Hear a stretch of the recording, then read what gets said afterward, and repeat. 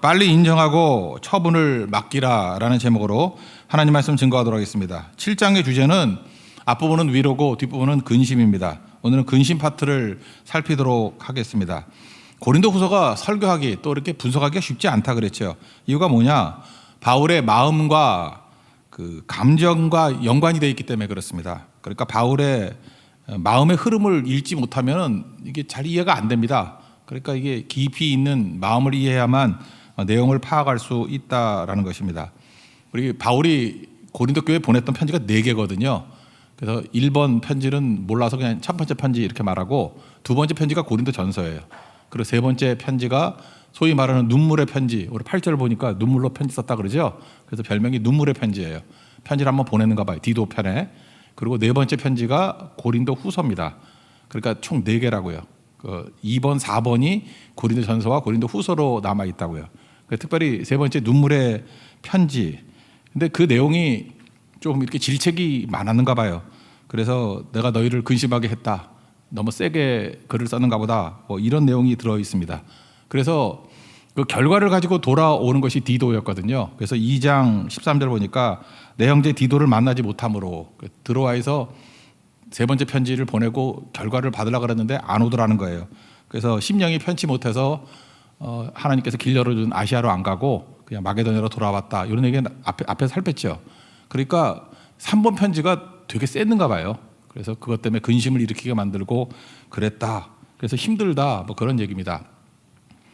전도는 힘든 겁니다. 이렇게 전도는 힘든 거고 위험한 것입니다. 그래서 전도하고 제일 비슷한 게 뭐냐? 인질구치인 것 같아요. 그래도 인질로 잡혀 있어요. 뭐 그런 영화 많이 있죠. 그러면은 둘 다 위험하죠. 이렇게 구조대원도 위험합니다. 그 인질 빼내는 게 쉽지 않아요. 구조대원도 위험하고 인질도 위험하고. 실패하면 인질 막 죽이잖아요. 그러니까 둘 다 힘든 거라고. 전도가 그런 겁니다. 이 전도하는 사람은 구조대원이고 잡혀 있는 사람들은 그 믿지 않는 사람들이겠죠. 마귀가 인질범이거든요. 이게 되게 힘들다고. 근데 문제가 뭐냐면 그 디모데전서 2장 26절 같은데 그렇게 표현되어 있어요. 그들로 깨어 마귀의 올무에서 벗어나. 그러니까 우리가 인질 구치를 하는 것이다라고 하는 그 그림 같은 언어가 디모데후서 2장 26절에 나와 있다고. 근데 여러분 그 스톡홀름 신드롬이라는 말 들어봤죠? 이렇게 인질범이 인질 데리고 이렇게 한 일주일쯤 이렇게 있다 보면은 사람이 불안하잖아요. 그러니까 인질범이 좋은 사람이다라고 잠깐 생각을 하게 된대. 저 사람은 나를 죽일 사람도 아니고 나를 보호해 주는 사람이고, 또 일주일쯤 지나면은 정도 들죠. 우리도 선교 3일만 해도 정 들지 않습니까? 근데 인질범과 인질이 정이 드는 거예요. 그래서 구조대원의 말을 안 듣고 마지막에 인질들 보면은 인질범과 정서적으로 일치가 되어 있다는 거예요. 그게 스톡홀름 신드롬 그런 얘기죠. 영적으로도 이런 일이 벌어져요. 우리가 그들을 건져내려고 전도하잖아요. 그런데 전도하는 사람을 적대시하고 오히려 자기를 죽이려고 하는 마귀와 일치가 돼가지고 더 좋다 그러는 경우가 많이 있죠. 황당하죠. 건져주러 갔는데, 도와주러 갔는데. 그런 거라고요. 그래서 전도하는 사람들은 구조대원 심정을 가져야 된다는 것입니다. 상대가 이해하든 못하든 스톡홀름 신드롬이 빠져 있을 수도 있어요. 인질범과 일치가 될 수도 있다고. 그거 건져내는 게 힘든 거죠. 사도 바울이 그런 마음을 품고 있는 거라고요. 지금 가짜 교사들, 거짓 선생들, 나쁜 놈들 아니에요. 인질범 아니에요. 근데 고린도 교회 교인들이 그들과 일치가 돼가지고 스톡홀름 신드롬 같이 죽이려고 하는 사람들과 일치가 돼가지고 난리치고 있더라는 거예요. 얼마나 힘들겠어요. 구조대원이라서 디도를 보낸 거죠. 편지를 통해서. 또 도와주러 가는 거죠.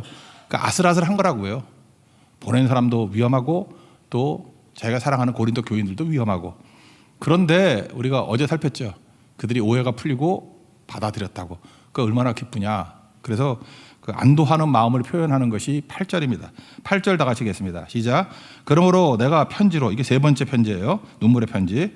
내가 편지로 너희를 근심하게 한 것을 후회하였으나 지금 후회하지 아니하면 그 편지로 너희를 잠시만 근심하게 한 줄을 알미라. 참 전도가 힘든 거다.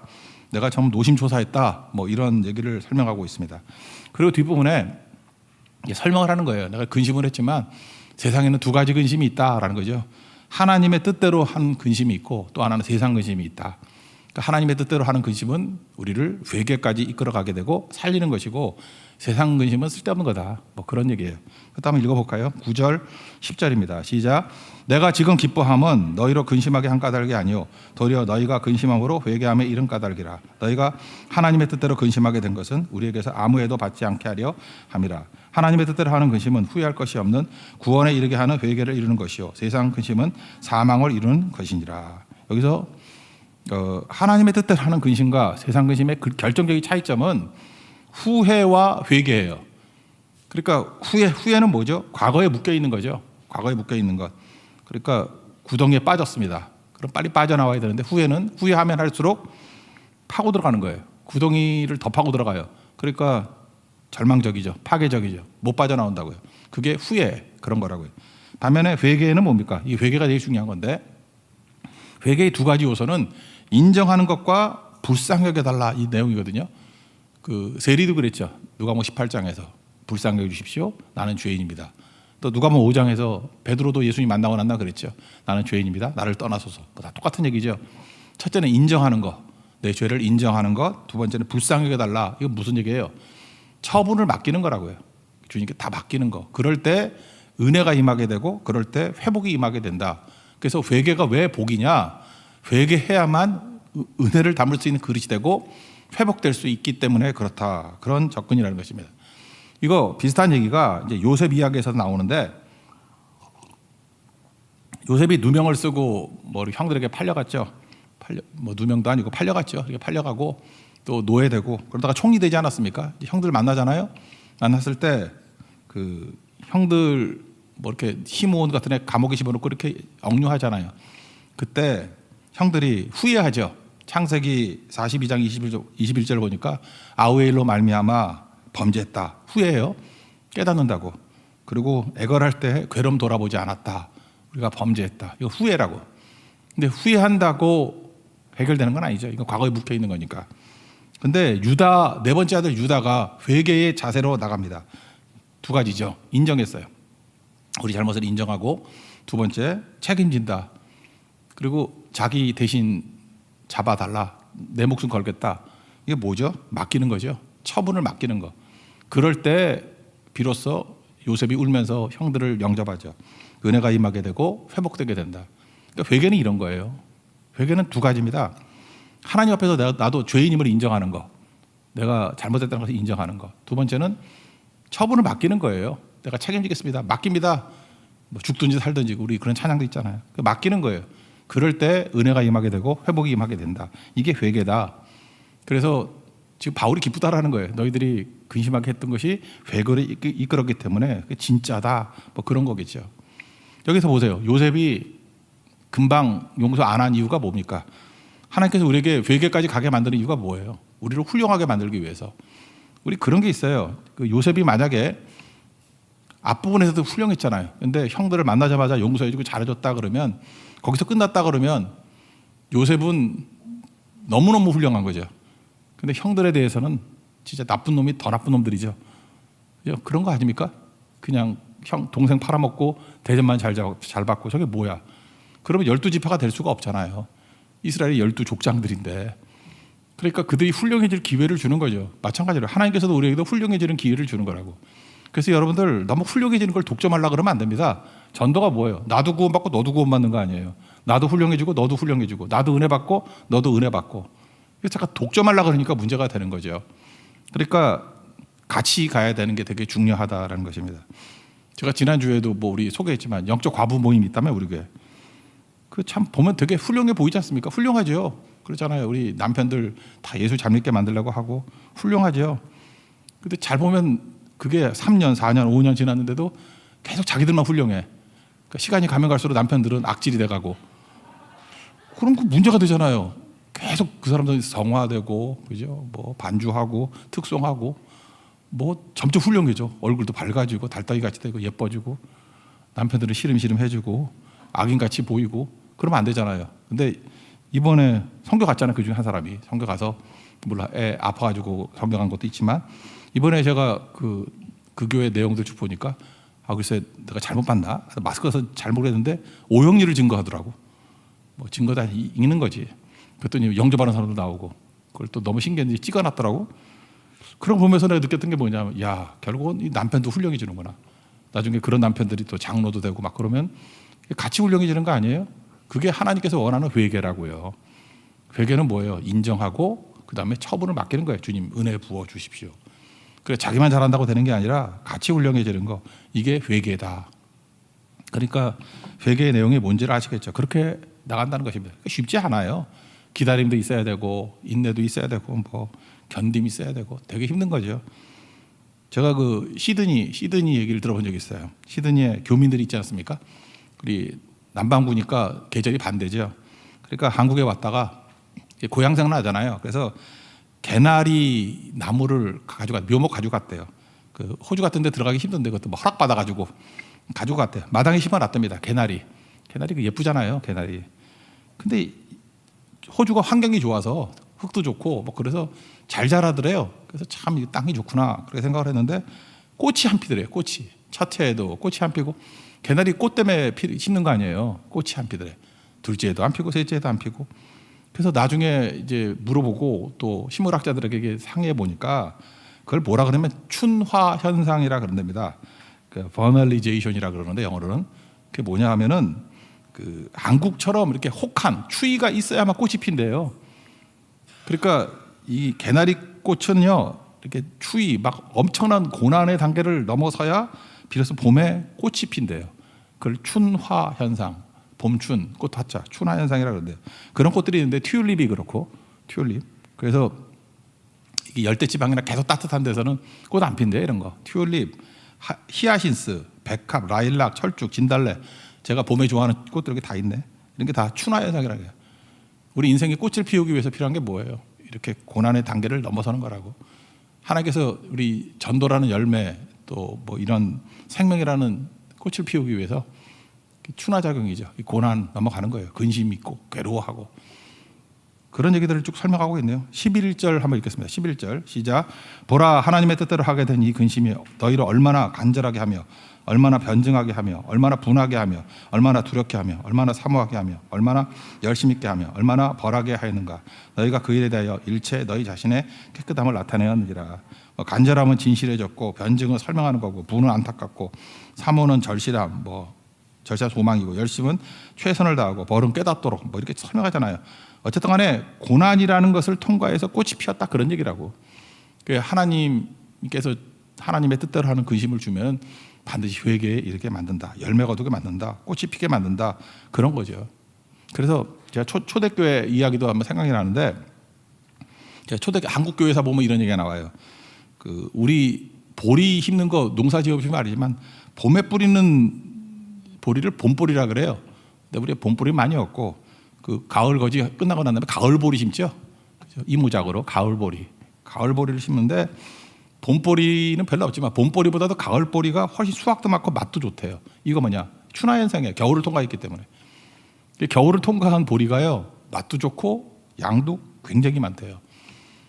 그래서 우리 한국의 초대교회 그 선교사님들이 와가지고 예수님 십자가 설명하면서 옛날에 십자가를 그 갈보리 그랬잖아요. 갈보리. 그죠? 그래서 예수님의 갈보리가 좋다. 그랬더니 이상하게 다 믿더래 사람들이. 아멘 하면서. 알고 봤더니 갈보리를 가을보리로 잘못 이해해가지고. 안 웃겨요? 가을보리. 그래서 그 오해를 통해 가지고 되게 잘 믿게 됐다. 뭐 그런 얘기를 제가 초대교회에서 읽어본 적이 있어요. 갈보리를 가을보리. 맞다. 가을보리. 그러면서 선교사들이 나중에 깨닫고 난 다음에 가을보리가 고난을 통과하고 난 다음에 이렇게 맛있고 열매 많이 맺는 건 마찬가지로 성도에게도 고난이 있고 고난 통과해야만 열매도 많고 맛도 있는 인생이 된다. 뭐 이렇게 설명했다라는 초대교회에서 이야기가 있어요. 참 의미가 있죠. 맞는 얘기라는 것입니다. 우리 인생에도 하나님께서 이런 은혜 주신다는 것입니다. 그 은혜를 누릴 수 있는 하나님의 종되기를 축원합니다. 그럼 반대 얘기, 그 세상 근심 얘기 좀 해보죠. 뭐 10절 하반절에 나오잖아요. 세상 근심은 사망을 이루는 것이다. 그 쓸데없는 거거든요. 사망 이루는 건데 세상 근심의 특징은 세 가지가 있는 것 같아요. 첫째는 인간적인 근심이에요. 이건 뭐 마태복음 6장에서 맨날 살피는 거죠. 우리 미래를 모르잖아요. 불확실하잖아요. 그래서 거기에서 오는 근심이에요. 그러니까 뭐예요? 컨트롤할 수 없는 거를 컨트롤하려고 그러니까 오는 근심들. 뭐 날씨 뭐 이런 거죠. 날씨 어떻게 컨트롤해? 자녀 자녀가 컨트롤이 돼요? 뭐 교육 잘 시키면 된다고? 아이고 자녀에 대해서 큰 소리 치지 마십시오. 그 자녀도 은혜지. 뭐 아무리 열심히 해보라고 뭐 나중에 너무 열심히 하면 애가 죽고요. 너무 안 하면 또 이상해지고 하나님의 은혜로 크는 거지. 건강도 마찬가지죠. 건강 관리한다고 뭐 건강해지나? 어떤 사람 뭐 관리도 하라고 뭐 중국에서 맨날 그러잖아. 뭐 술 퍼마시고 담배 열심히 폈던 등소평 뭐 95세까지 살았는데 뭐 관리 잘하는데 뭐 죽었다. 중국은 맨날 그런 얘기예요. 그게 딱 맞는 것도 아니라고. 저 담배 안 펴요. 근데 왜 폐 안 걸려? 그 이상하잖아. 담배 끊은 것도 아니야. 핀 적도 없어 한 번도. 그런 거잖아요. 뭐 계속 피는 사람도 또 건강한 사람. 그러니까 그것도 은혜지. 이게 딱 맞는 게 아니야. 미래 모르잖아요. 그래서 요한복음 14장 1절 보니까 너희는 마음에 근심하지 말라. 하나님을 믿으니 또 나를 믿으라. 근심의 반대말이 뭐예요? 믿음이에요. 믿음. 그죠? 그러니까 불신 때문에. 그러니까 하나님께 맡기는 거죠. 너희 염려를 다 주께 맡기라. 처분을 맡기는 거. 그게 주의 뜻대로 하는 근심하고 똑같은 거라고. 그러니까 세상 모든 근심은 맡기지 못했기 때문에 나오는 근심이다. 이건 불신앙하고 똑같은 거다. 이건 뭐 더 설명 안 해도 될 것 같고. 그 다음 두 번째는 죄책감입니다. 죄책감이 이것 때문에 근심하는 거예요. 죄 짓잖아요. 우리 죄 없는 사람 누가 있어요. 근데 죄책감에 사로잡혀가지고 자기 연민에 빠져버리는 거예요. 이게 가룟 유다와 베드로의 차이점이죠. 베드로는 회개했잖아요. 인정하고 주님께 처분 맡기잖아요. 그랬더니 나 사랑하냐? 사랑합니다. 그랬더니 양 먹여라. 사명 다시 주의잖아요. 근데 유다는 어떻습니까? 그 자기 늪에 빠져서 구덩이 파다가 자기 연민에 자살까지 하잖아요. 그래서 이 죄책감에 대해서 한 분석을 해보면 이 죄책감에서 오는 근심이 왜 나쁜 거냐 하면은 그 특징이 이런 거예요. 여러분 죄책감에 사로잡힌 사람의 특징은 뭐냐면 자기 영혼에서 자꾸 하나님을 밀어내 버려요.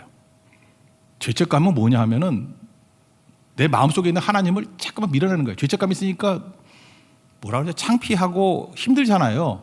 그러니까 하나님이 없어야 돼. 하나님이 계시면 죄책감이 더 생기니까. 그러니까 죄책감을 가지고 내 마음속에 있는 하나님을 자꾸 밀어내. 그러니까 이런 것도 똑같아요. 죄책감이 있기 때문에 예배를 못 나오는 거예요. 뻔뻔하게 막 나와야 되거든. 예배 나와서 그죠? 죄인입니다. 주님께 모든 참으로 맡깁니다. 죽이든지 살리든지 주의 뜻대로 하옵소서. 그러면 하나님이 죽이긴 죽이지. 반 죽여놓고 살리지. 그래야 그게 회개라고요. 그런데 죄책감은 예배도 안 나오게 만들고 선교도 죄책감 때문에 못 가요. 나 같은 사람이 무슨 선교를 가. 죄책감 때문에 하여튼 내 마음속에 있는 하나님을 싹 밀어내버려요. 마귀의 장난이라고 죄책감은. 그래서 죄책감 때문에 마지막에 둘만 남아. 죄책감 나만 남아요. 그러니까 하나님이 없어요. 그러니까 가룟유다 자살하지. 그러니까 여러분 은혜가 뭐예요? 아무리 부족하다 할지라도 하나님이 있어야 되고 하나님께 나아가야 된다고. 그러니까 이 세상 근심은 죄책감으로 인해서 하나님을 몰아내는 것이다. 그래서 죄책감 빠져 있는 사람들에게 자꾸 예수님을 증거해야 돼요. 막 거부합니다. 그래도 예수님 만나야 이 죄책감이 회개로 나온다는 거예요. 회개로. 그리고 세 번째는 책임 전가예요. 이 죄책감은 그 세상 근심의 특징은 책임 전가한다는 것입니다. 예를 들어서 하나님께서 우리에게 다스리는 권세를 주셨잖아요. 근데 자연재해 이러면 뭐 이렇게 좋게 설명하잖아요. 태풍도 좋은 거라고. 이렇게 녹조 현상이 있는데 태풍이 불어가지고 녹조가 다 뒤집어져서 좋은 게 있다. 그럼 또 반발을 한다고. 사람 많이 죽었잖아요. 뭐 이런다고. 자연재해. 근데 팩트 체크해 봅시다. 창조할 때 재해가 있었어요? 없었다고. 왜 재해가 생기는 거죠? 우리가 잘 다스리지 못한 부분도 분명히 있어요. 그 책임질 생각을 해야지. 그런 거 안 하잖아. 저는 진짜 서울 사람입니다. 오리지널 서울 사람이라서 제가 어렸을 때 신부를 많이 다녔는데 강남 거 개발할 때 우리 외할머니 외할아버지 첫 번째 잠실 있잖아요. 지금 잠실 거기 초창기 멤버예요. 거기 그때 집 되게 쌌어. 뭐 집 두 채인가 세 채인가 사가지고 있었고 그때 연탄 뗐다고 거기 그런 데였어요. 잠실이. 그 잠실에서 시청 앞 나오는데 1시간 반 걸리고 거기 안개가 너무 심해가지고 근데 지금도 기억나는데 1m 앞이 안 보여. 그 강안개 때문에 사람 못 살던 동네에서 잠실 거기. 하여튼 그런 데였거든요. 그리고 또 아버지 심부름으로 제가 한서병원 많이 갔거든요. 역삼동에 있어요. 역삼. 충현교회 있고 아무것도 없었어 거기. 그 건너편에 그 테헤란로 넘어가기 전에요. 거기 하여튼 충현교회 하나 짓는 거 모습이 있었고 한서병원이라고 병원 허영가 하나 있었고 아무것도 없어. 다 배추밭이고. 그다음에 진흙탕길이었어요. 그러니까 거기를 제가 걸어 올라갔다고. 산이 산. 그리고 옆에 그 성모병원 있죠. 캐톨릭 성모병원. 거기도 또 산이야. 그쪽도 다 깎아서 그렇지. 그러니까 강남역이 진짜 기드론 골짜기까지 골짜기예요, 거기가. 그러니까 골짜기니까 비만 오면 물이 거의 다 고이지. 저는 알거든. 딱 보면 저기 골짜기인데 감락역이 딱 골짜기 자리예요. 골짜기. 그러니까 물이 다 모이는 거지. 그렇다고 거기다 집 지은 게 바보지. 골짜기에 집 지어놓고 물 찬다 그러는 게 그게 죄예요? 물에 차려고 작정을 한 거지. 아니면 어저께 같이 빗물 저장소를 크게 만들어가지고 뭐 빼내든지. 그러니까 다스림에 대한 실패죠. 두 가지 중에 하나를 했어야지. 근데 그거 갖고 뭐 하나님을 원망하면 되나? 그렇지 않아요? 그러니까 이런 것들이죠. 이건 책임질 생각을 안 하고 꼭 원망으로 가게 된다는 것입니다. 이거 문제가 되죠. 그러니까 세상 근심의 특징은 뭐냐 하면은 다 이렇게 원망하게 돼. 책임 전가한다고. 그리고 특별히 누구 비난 많이 하는 사람이 있죠. 비난 많이 하는 이유가 뭐예요? 비난함을 통해서 자기를 의롭다라고 포장하는 거죠. 남 공격하는 사람은 뭐예요? 공격하는 그 순간에 나는 저 사람 같지 않다. 그러니까 바리새인이 그랬잖아요. 난 저 사람들과 같지 않다. 토색불이 가늠하는 자들과 같지 않다. 그러니까 난 안 한다는 거 아니야. 나는 토색불이 가늠 안 한다는 거 아니에요. 정당성. 그래서 잠깐 비난한다고요. 그래서 여러분들 남 비난해가지고 성공한 사람 옆에 가지 마세요. 곧 망할 사람들이에요. 그건 정당한 게 아니거든. 자기가 하나님 앞에서 죄를 인정하고 처분을 맡겨서 은혜와 회복이 있어야지 그게 진짜지. 그거 아니면 다 무너지게 된다. 그런 거죠. 근데 우리 책임 전가하고 자꾸만 남 공격하고 이런 거 너무너무 좋아해요. 이 뒷부분에도 나오는데 우리가 지난주 같이 이게 선교를 통해서 은혜도 많이 받고 있잖아요. 그 다음에 조심해야 될 게 뭐냐면 여기 지금 내용이 이런 거예요. 해피엔딩으로 끝나는데 하나님께서 우리를 위로해주고 특별히 디도에 대한 관심이 많아. 디도가 기쁨이 회복되고 안심하게 되었고 고린도 교회에 대해서 바울이 자랑했는가 봐. 그 자랑이 진짜였다는 것을 이제 인정하게 되었다. 그래서 디도도 신뢰하게 되었다. 이런 말씀을 해피엔딩 얘기를 하고 있다고요. 그런데 디도에 대해서 한번 관심을 갖자고요. 바울에게는 믿음의 아들이 둘이 있었어요. 디모데가 있었고 디도가 있었고. 그런데 만약에 공평과 정의 이 문제를 들고 나왔다 그러면 은혜가 사라지는 거예요. 꼭 성장 못하는 사람들 보면은 하나님 일 잔뜩 해놓고 난 다음에 마음속에 왜 공평하지 않아? 왜 편애해? 왜 정의롭지 않을까? 이러면은 커지지 않는다니까요. 억울함을 감수해야 커지고 부당함을 감수해야 커지고 내가 볼 때 억울함이고 내가 볼 때 부당함이지. 그러니까 하나님 뜻으로 볼 때 그 하나님의 큰 섭리거든요. 인도하심이고 네가 모르는 다 이유가 있겠지. 그럴 수도 있지. 이런 태도를 가져 커지는 거거든. 지가 좁쌀 많고 옹졸한 걸 모르고 자기는 억울해 보이고 자기는 부당해 보이는 거야. 그래서 공평 정의 외치다 보면 쪼그라든다고요. 디모데와 디도 사이의 내용이 그랬어요. 잘 보세요. 디모데를 다루는 방식과 디도를 다루는 방식이 달라요. 우리 디모데 후서 같은 데 보니까 디모데는 특징이 유약한 와 마음이 약하고 여린 사람 있잖아요. 그렇지만 신실한 사람. 그래서 그런지 모르지만 뭐 별로 어려운 거 안 시켰어. 디모데한테는. 너무 어려운 거 시키면 울까 봐 그랬던 것 같아. 그래가지고 바울이 초대교회 보면 교회 중에 제일 좋고 큰 교회가 어딘지 알아요? 에베소 교회예요. 에베소 교회 거기 옆에 두란노 서원도 있고 신학교도 있고 제일 큰 교회고 사도 바울이 3년 동안 계속 사역했던 가장 오래 세웠던 큰 교회예요. 중요한 교회고 뭐 캐톨릭은 그러잖아.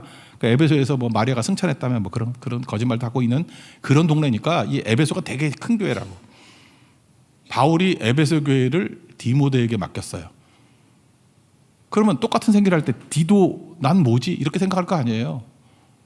여러분 그런 생각 하나요? 만약에 이걸 갖다가 공평과 정의를 놓고 본다 그러면 바울은요 어려운 일은 디도를 다 시켰어. 디도는 좀 남성다운가 봐, 좀 셌는가 봐. 디도를 다 시켰어요. 그래서 고린도 교회 이 어려운 교회잖아요. 여기 편지 보내주고 이거 심각한 일이잖아요. 그러니까 조바심 갖고 그럴 일을 디도에게 시켰어. 위험한 일이에요. 인질 구조하는 일 시켰다고. 그러니까 위험한 일이잖아요. 그랬더니 아슬아슬했는데 좋은 결과가 나왔죠. 그래서 막 기뻐하는 장면이야 지금. 근데 여기서 끝나는 게 아니라 디도서로 넘어가 보세요. 그 고린도는 문화적으로 번성하면서 사역하기 힘든 곳이고 야만족들이 많이 살던 데가 어디냐면 그레데예요. 그레데. 디도서 1장 5절 보니까 내가 너를 그레데에 남기던 이유는 그러면서 설명을 해요. 그리고 설명을 하는데 참 괴로운 얘기를 해요. 12절 보니까 어떤 선지자가 말하되 그레데인은 항상 거짓말장이며 악한 짐승이며 배만 위하는 게으름뱅이라. 여기 진짜 개쓰레기들 모인 곳이다. 그 뜻 아니에요? 그레데. 근데 그레데를 또 보는 애. 그러면 여러분 디도 입장에서 놓고 볼 때 그러잖아요. 나는 한 건 충성밖에 없고 위험한 일 다 했는데 왜 디모데에서는 그죠? 카페 깔아놓은 좋은 길 에베소 교회에 맡겨놓고 나는 고린도 교회, 골치 아픈 교회는 나 보내고 또 야만족들 살고 힘든 애들 사는 그레데를 또 날 보내냐고. 이게 말이 되냐고. 근데 바울이나 하나님 입장에서 그렇게 볼 때 제가 볼 때 그래요. 디모데보다 디도를 더 신뢰했기 때문에 그래요. 이건 부당함 아니에요. 이건 억울함 아니에요. 제가 볼 때 디모데하고 디도 중에서 바울은 디도를 더 신뢰했어. 그래서 중요한 일, 어려운 일은 디도에게 맡기는 거예요. 왜?